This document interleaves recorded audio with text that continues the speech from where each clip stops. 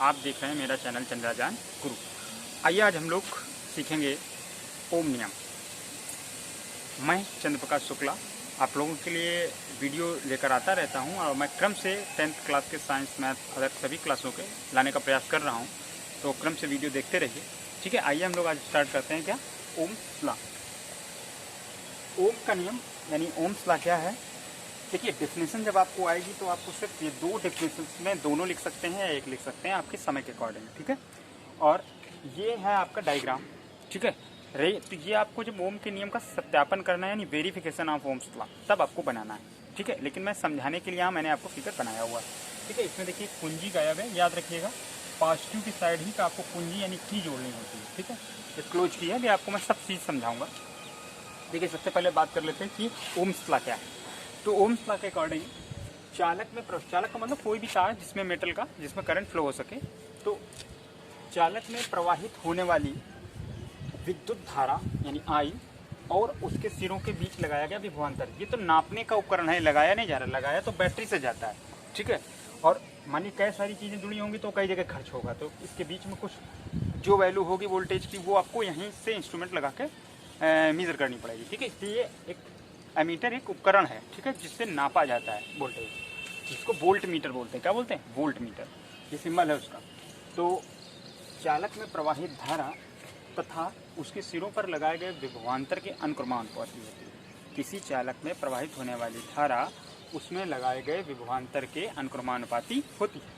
तो यह लिखा हुआ है और वी अनुक्रमानुपात है। आज अनुक्रमानुपात का चिन्ह हटता है। अनुक्रमानुपात का मतलब कि अगर ये 2 गुना होगा तो वो भी 2 गुना होगा। ठीक है, लेकिन किस अनुपात में होगा, 2 गुना 3 गुना, ये मैंने मालूम होता। तो वो एक कांस्टेंट होता है, तो जब ये चिन्ह हटा के इक्वल लगाते हैं तो वो कांस्टेंट आपका मल्टीप्लाई हो जाता है। ठीक है, तो इस तरीके से ये कांस्टेंट आ गया। ये कांस्टेंट ही आपका क्या है, जहाँ आर चालक का प्रतिरोध कहलाता है और इसका मात्रक ओम होता है। इसका मात्रक ओम होता है, ये नीचे मैंने लिख रखा है।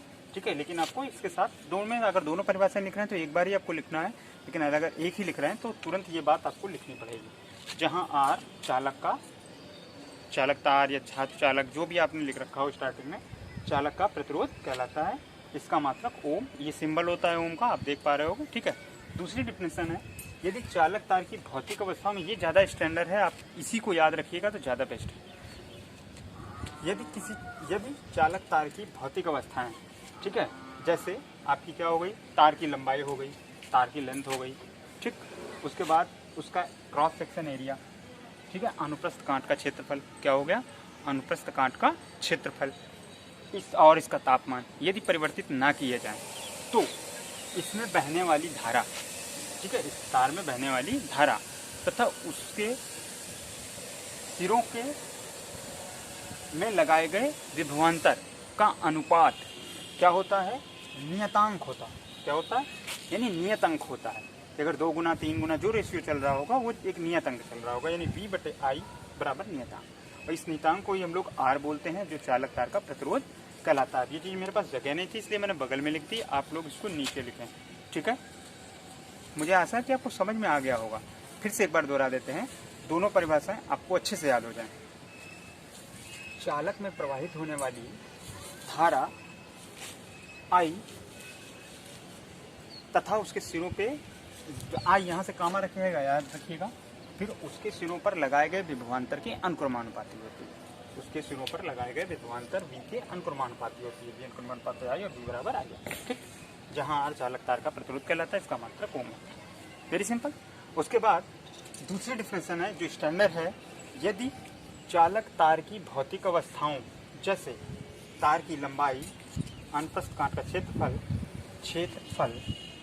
ठीक है, अनुप्रस्थ कांट का क्षेत्रफल तथा ताप में परिवर्तन ना किया जाए। ठीक है, ताप में परिवर्तन ना किया जाए, या छूट गई डिफिनेशन थोड़ी, में परिवर्तन ना किया जाए तो उसमें लगाए गए, उसके सिरों में लगाए गए विभवांतर, पूरी बात साफ सुनिएगा, उसके सिरों पे लगाए गए विभवांतर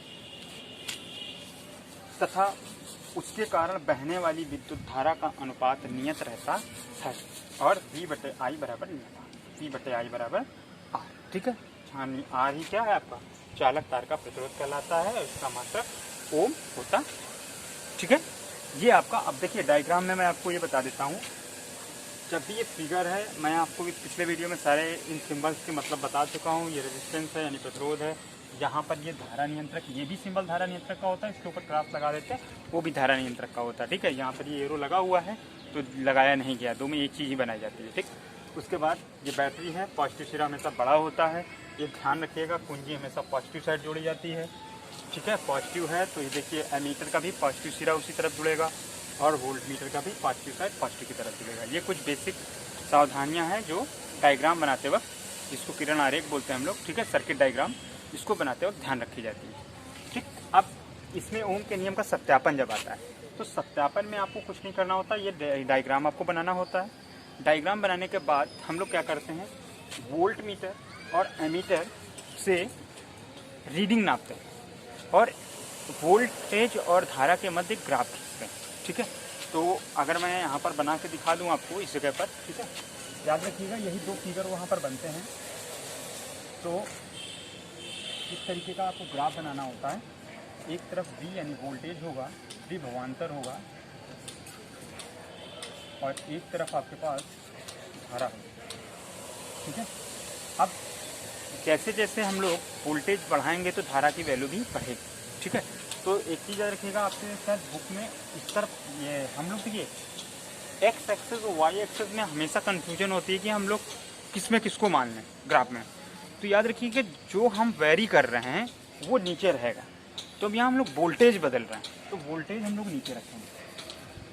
नीचे क्या रखेंगे, विभवांतर नीचे रखेंगे और धारा ऊपर रखेंगे, धारा आई ऊपर रखेंगे। ठीक है, अब ग्राफ कैसे खींचेंगे, जैसे मान लीजिए आपने 2 वोल्ट का करंट लगाया, 2 वोल्टेज का विभव लगाया विभवांतर, तो उसमें करंट भाई 1 एम्पीयर, तो ये आपका एक पॉइंट मिल गया। इस तरीके से बढ़ाते गए वोल्टेज तो आपको धारा के मान मिलते हैं। तो आप एक देखेंगे तो आपके पास एक लाइन होगी।